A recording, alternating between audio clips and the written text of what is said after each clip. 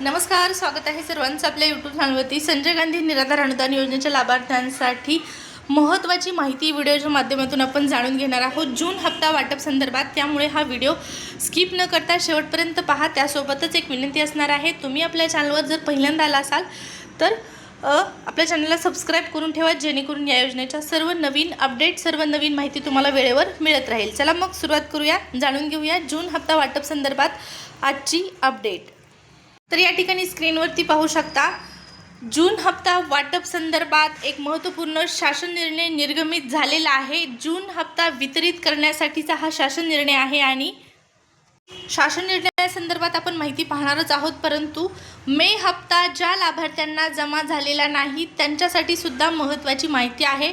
पहा, ज्या लाभार्थ्यांना अद्यापपर्यंत मेचा हप्ता आला नाही, मेचा अनुदान जमा झालेलं नाही, त्यांनी काय करायचं आहे, तहसील कार्यालयामध्ये जाऊन हप्ता का जमा झाला नाही या संदर्भातली चौकशी करणं आवश्यक आहे, अन्यथा तुम्हाला पुढचा हप्ता सुद्धा मिळणार नाही। पहा, निराधार योजनेतील लाभार्थ्यांसाठी इथून पुढे प्रत्येक महिन्याचं अनुदान वितरित करण्यासाठी, म्हणजे अनुदान तुम्हाला जमा होण्यासाठी तुमच्या जर काही टेक्निकल बाबी अपुऱ्या असतील तर त्या पूर्ण केल्याशिवाय तुम्हाला अनुदान वितरित केलं जाणार नाही, जमा होणार नाही। त्यामुळेच तहसील कार्यालयामध्ये जाऊन चौकशी करायची आहे जर मेचा हप्ता जमा झालेला नसेल तर। आता पहा, जून हप्ता संदर्भात अपडेट। जून हप्ता वितरण करण्यासाठी दिव्यांग लाभार्थ्यांच्या वितरणासाठी निधी मंजूर झालेला आहे आणि आता हा निधी वितरित करण्यात येणार आहे। जूनच्या पहिल्या आठवड्यामध्ये नक्कीच हा वितरित केल्या जाण्याची शक्यता आहे।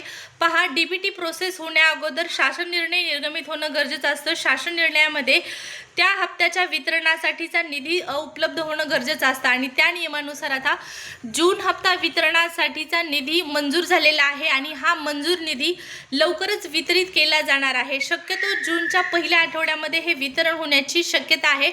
पण यामध्ये महत्त्वाचा मुद्दा असा आहे की दिव्यांग लाभार्थ्यांना सर्वप्रथम हे अनुदान जमा केले जाण्याची शक्यता आहे, कारण त्यांच्यासाठीचाच हा शासन निर्णय आहे, त्यांच्यासाठीचाच निधी मंजूर झालेला आहे।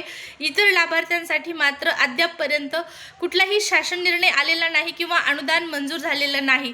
आणि जर या इतर लाभार्थ्यांसाठी, म्हणजेच विधवा महिला भगिनी, वृद्धपकाळ योजनेचे लाभार्थी, श्रावणबाळ योजनेचे लाभार्थी, या लाभार्थ्यांसाठी निधी जर मंजूर झाला तर तो लाभार्थ्यांसाठीचा जो शासन निर्णय असणार आहे तो तुम्हाला चॅनलवर पाहण्यास मिळणार आहे।